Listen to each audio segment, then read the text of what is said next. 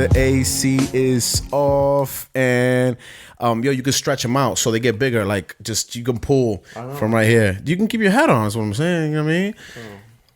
Hey, my man, fresh back from Chicago, the Windy City, Chi-Town.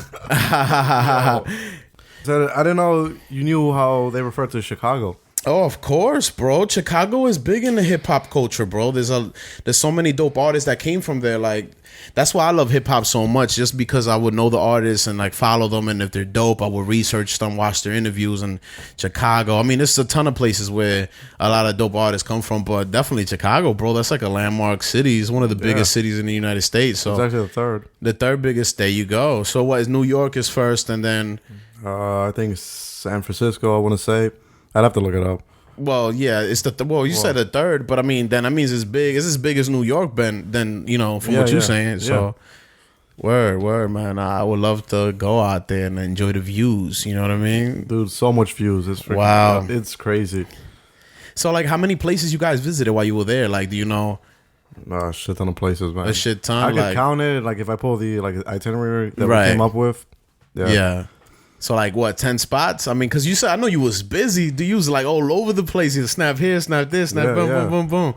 Yeah. It's just, like, it's a huge city. And, like, we just walked to, like, all the, like, famous landmarks. Nice. So she just give you a tour. Yeah, Give you a nice little tour. Mm-hmm. That's what's up, man. Yeah. Yeah. I got on the Ferris wheel for the first time. What?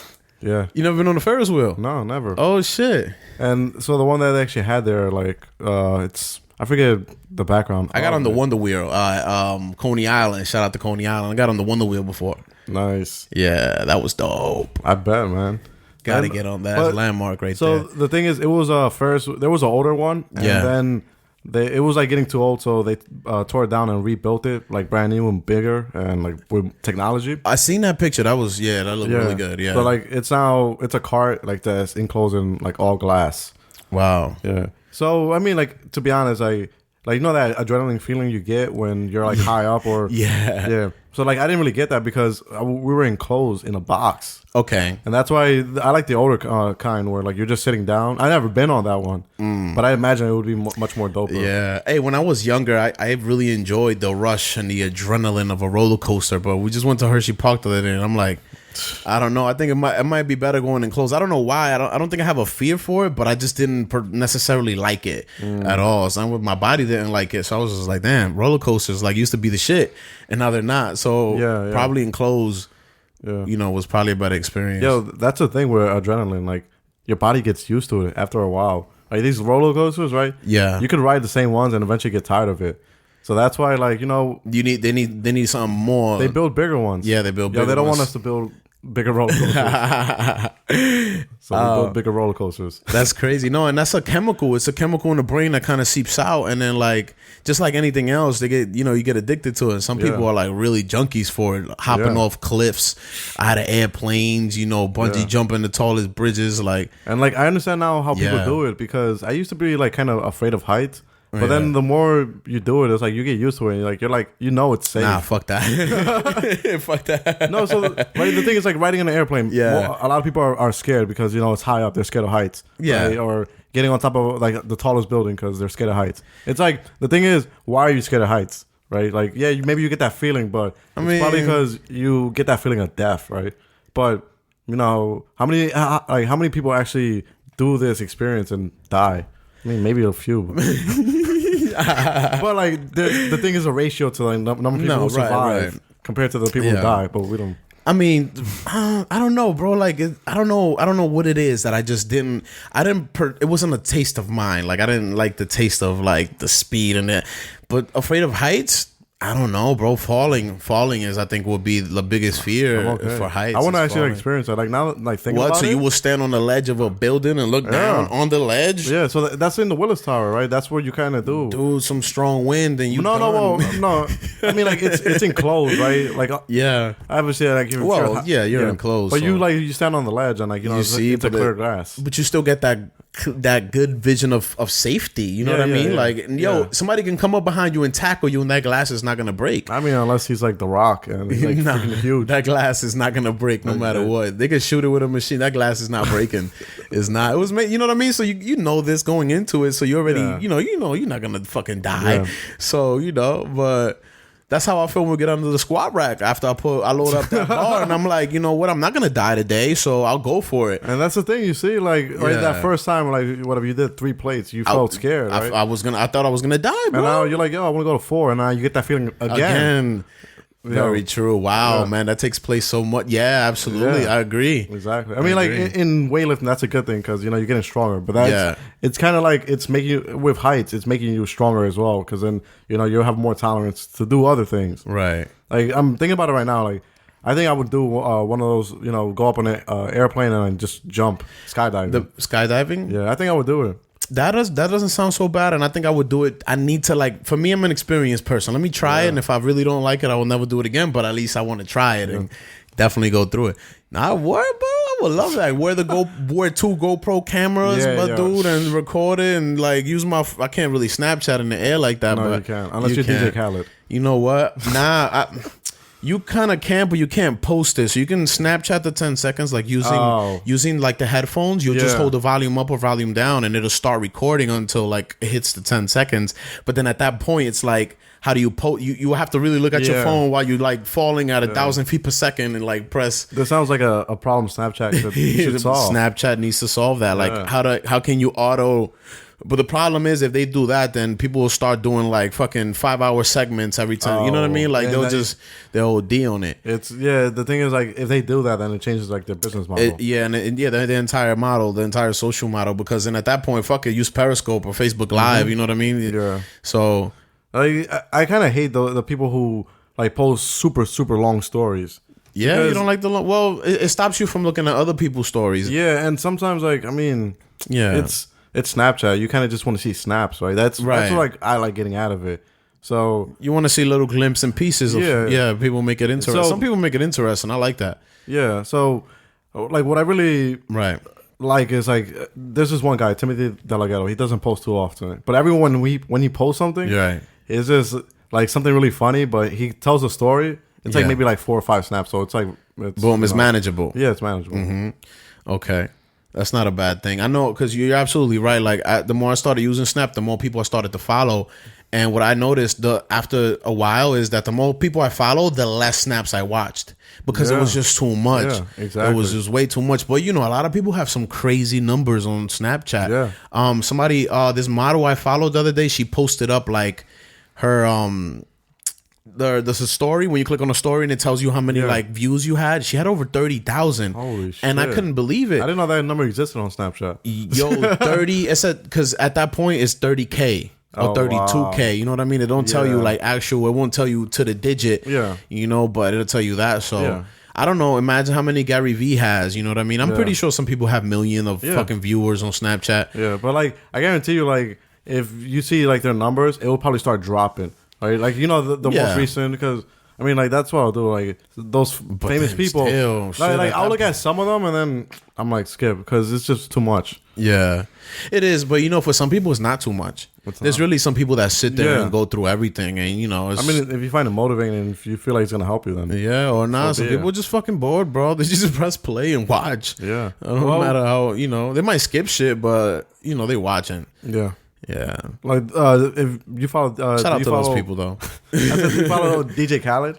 DJ Khaled? No, I never did. To be honest with you, I think I'm about to unfollow him because he repeats himself so much. He's I was thinking about him the other day, no homo, and I was like, is DJ Khaled playing a character the whole time, or is that really him?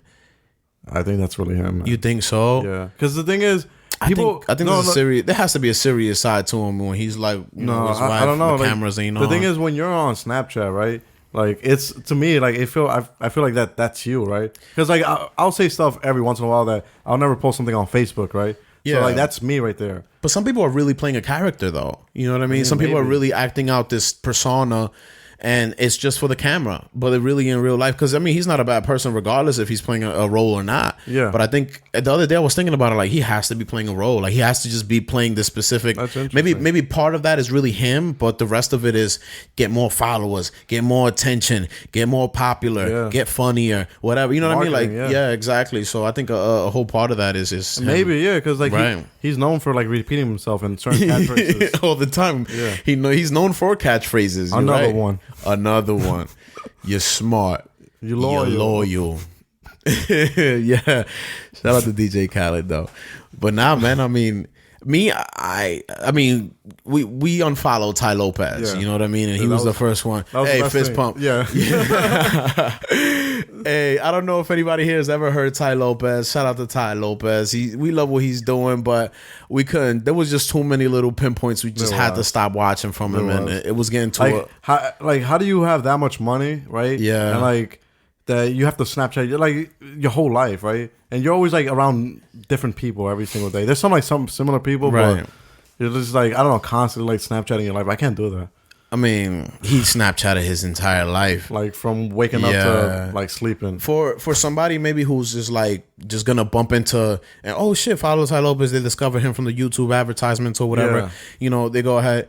They might find it real interesting. Like, yo, this guy is like. He's the multitasking like he's doing 3 tasks at once, and it's crazy, getting a massage while having a meeting. And but the thing is, if you're doing all those 3, it's multitasking, but you're dividing your full attention to each one. I mean, he could really be that smart that he can do it all. But I mean, for somebody like from just catching on to it, we'll be like, oh shit, look, this guy could really, you know what I mean? He is an interesting guy, but at some points where I don't know. I mean, he was Snapchatting the whole movie, bro. His Snapchat was spoiler alert, and without the spoiler alert, bro. Dude, like, how do you do that? If you're gonna spoil something, you have to like say it specifically. Say it, like I'm gonna spoil it for you, my nigga. But like in his Snap story, he's just like posted like a black screen saying spoiler alert. I'm gonna like Snapchat the movie. I'm gonna Snapchat the whole movie. Isn't that pirating? He was pirating movies on his Snapchat. Yeah, that's freaking crazy. Yeah, it was a lot, bro. But I mean, when he pulled that ghost out, that was dope. Like, I had to watch those snaps when he pulled the ghost out. Yeah. Maybe he should incorporate a little, like, he kind of was showing off, but not really. Yeah. You know what I mean? He should do that a little more often. Like, his house is like, okay, a gorgeous, amazing house, 100 and who knows how many rooms. But when he was unveiling that fucking ghost, when he dropped it off the truck, oh, man. I think we all watched that. Like, we all talked about that snap with Ty Lopez. For those who don't know, Ty Lopez is because we've been ranting about him for a little bit. Ty Lopez is this like a serial entrepreneur, you would say, Sal? Yeah. He started selling like the 67-step success program. Okay. I guess this is free marketing for him, but I don't recommend it. It might. I mean, it is what it is, but. He's this guy. If you have ever watched YouTube, probably like a year ago or something, this was the guy popping up in the garage with the Lamborghinis. He spammed YouTube, man. Yeah, he did. He bought a shit ton of ad space, and that's how he made most of his money. Right, he invested that in there first, and then boom. But I'm pretty sure it's working for him, bro. If not, But like lots of people like actually hate him. Like the thing is, like, hey, look, no, when you're that popular, you're gonna get that much hate, bro. It's it's gonna come. Yeah, I mean. Like, what is he known for, right? I guess, like, do you want to be known as a scammer? Or, I don't know, I want to be known, like, for something like that's actually meaningful, right? No, like, it seems that he's an investor now. Yeah, but it seems like he's known for motivation and helping people get rich, you know what I mean? And just making people have, but like, how? Like, what does he, do? Like, everyone's always, like, sharing a success story, like, how it's helped. I'm like... You haven't. I mean, if you listen to some of his podcasts, because you actually put me on to, like, one of his podcasts. Yeah. And one of them, he kind of explains like a little bit of his story. Like, I think he said one of his first businesses was he used to dance tango or salsa or something, like really good. Mm-hmm. He became so good at it that he became the instructor. And then he had this crazy idea to like record some videos and sell it on VHS, I think it was. Nice. And then like he oh shit, boom. And then the shipping and the developing and the manufacturing and then oh shit. And I think, I don't remember, whatever. I don't know if he did that shit online or what, but then he said, that elevated him to do something else. Yeah. And then, he moved on from there. So, it's cool. It's cool. But so, like, with every, education program out there, like, regardless of the way it's being taught, like, there's always going to be the good and bad, right? Because it can't be good if there's no bad. Of course. So, I mean, but yin and yang. like I want to read the people who took this program and it hasn't helped them, or like why they felt like it. I want to read the negative reviews. I'm sure that's out there. Absolutely, I'm sure. I mean, the thing is, you go on the website, right, and it's only positive reviews. That's it. So you want him to be more real. Yeah, you gotta be real. And post up the negative stuff. Exactly. Too. Yeah. Yeah. You know what? Not so many brands are doing that. So I've been on some websites where you go to their website, right, and like their reviews is just like they might be pulling the like feed from Google, or Yelp, and they won't hide like the 1 stars, 2 stars. Like they'll leave it there, you know, because not everyone's gonna like your service. Someone's gonna find a bad, but then you know that's how you make yourself better. Is like by reading those negative reviews and fixing that. Right. But I guess like if you leave a review in Baltimore that. Now you know what? When we get our website up, and you can quote whoever's listening and quote us on it. We won't have like a press, you know, the press page, and then we're gonna have the I guess it's gonna be a link somewhere, and it's gonna show you the good and the bad comparable side by side. Yeah, and it's gonna be cool. I mean, because I don't. You're right. I don't know if that's good press or not, but fuck it. You know, I mean, I haven't seen nobody do it. Yeah, you got to be real. Absolutely, man. Especially nowadays, what Gary Vaynerchuk talks about is you got to tell your story. You got to tell all sides of it. Yeah, it ain't no peaches and cream. That's why, that like now thinking about it, like that's what is it when you post stuff on damn, it's not coming to mind. Like where you upvote or downvote, right? On Quora? Well, no, yeah, Quora, but like YouTube as well, right? You can either upvote. Shout out to Quora. If you guys aren't on Quora, let me spell it out for you. It is Quora. Look for that app, and I think that if you're some sort of intellectual, you're really gonna love it. Yeah. Go ahead.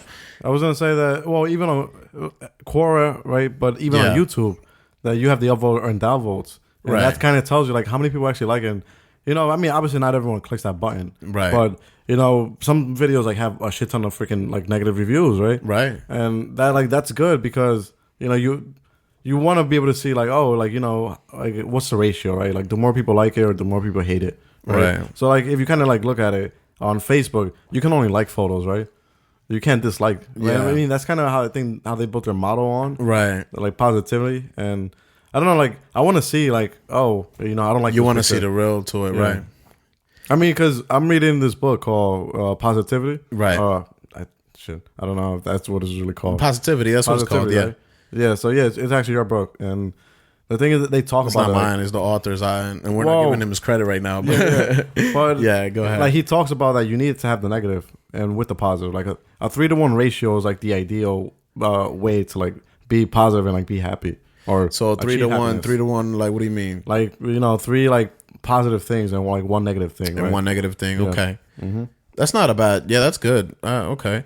Yeah, I got to read that portion to it. Yeah, like, he talks about it, like, if everything was good and there was no negative, like, I mean, then you know, you won't be realistic. Like, you know, like, bad shit happens, right? Right. Like, oh, like, when 9/11 happened, you didn't, like, say, oh, my God, like, those towers, they just, like, burned down. That's so sad. Like, you can't be positive about that, right? Right. Because then it's, like, it sounds weird. Like, no, you can't be positive about it. I mean, I understand. So, I mean, that's a good split, though. That's a good split, 3-to-1. It's a good ratio for anything in life, period, actually, you know. Yeah, so it applies to everything, man. Right. Now, I mean, being positive, for some people, it doesn't come natural, man. They got to practice it. But, you know, for others, and that's how, you know, positive attracts positive. You're just going to be, you know, and you're going to continuously grow, build your network, friends, your social circle, your business life. It goes all across everything. Yeah. You know, so like it's an interesting like thing because I've been like thinking about like positive and like changing my views and like making it better. So this morning before boarding the airport in Chicago to come back here to Baltimore, I went to Dunkin' Donuts and like the people there, it was like 6 a.m. and the people there were just like so like no smile and, you know, just like angry. Like sad or I don't know, like they just had no emotion. And then like 6 a.m. is rough for some people. Yeah, but you know, it takes hard work to like be positive. But I guarantee you, if those people were happy, they'd have more business, like, and people would feel better, like coming in and waking up. Like if I see like I'm gonna wake early and I go to a place early and like they're positive, that's gonna like keep motivating me, like to, you know, keep like going there, right? So and then like I put in my order and then I could like barely hear the guy. Oh, no energy. No energy. Hey, man, that's management's fault, though. You know, gotta keep your people feeling good. Yeah, indeed. I mean, it's hard, but like anyone listening to this, like next time, like, you're like responding in a negative way, try to catch yourself and like see if you can like flip it to be more positive. Right. Because that's gonna help your day go much more better, and it's gonna make you a much more better person. Indeed, and you are going to attract more positive people into your life. Indeed, because a positive person like Sal or myself, we catch somebody saying some negative stuff, and we're not gonna click too well. Yeah. I might never want to be around you again. Yeah. I don't know if you'll get my number. Like, catch me on IG instead. You know what I mean? Like, it's gonna happen. We're not gonna click, and you're not gonna move forward. Not saying that we're anywhere else, but you know, you might have just met two great people that could have been part of your life, but you a fucking asshole. Yeah. So, whatever, man. We out here though. We out here, and we got to get up at 5:30. So. You know what I mean? For those who don't know, join us at Gold's Gym early, probably 7 days a week. Yeah, where the weights get picked up and put back down. Yes, indeed. In the wrong place. Where we battle gravity on a daily basis. Yeah. So but we decided to sit down and kind of break down a few things. Just kind of go over. Sal has been away. He's been in the Windy City for a few days, and we haven't seen each other in a little bit, so we got a chance to sit down and chop it up with you guys. Spoke about DJ Khaled, fucking Ty Lopez, fucking Quora, positivity. Yeah, you know what I mean. Couple things. Shout out to everybody listening. We really appreciate it. If you're listening to this on Google Play, please. I think I don't have Google on my iPhone, guys, so I don't know if there's a like button or a subscribe button or what button, but press the button. If you're listening to this on iTunes, please press subscribe. Yeah. A shout out to all the positive and negative people. Yeah. Negative people, you make us strive even harder. Because I'm gonna be like, I'm never gonna be like you. So we love y'all for sure. Yeah, bro. So, wait, where else can they catch us at, Sal? I forgot, man. Been doing so much shit, but they can catch us. They can catch us on Snapchat. We're gonna put the links. Down there. But everybody, thanks for the love. Press the green buttons with the thumbs ups and all that, and the little hearts. Yeah. All the likes. Yeah, we're gonna catch y'all soon. Enjoy yourself. Be positive. And can't leave without my catchphrase. Be somebody to somebody or be nobody to yourself. Peace. That's positive.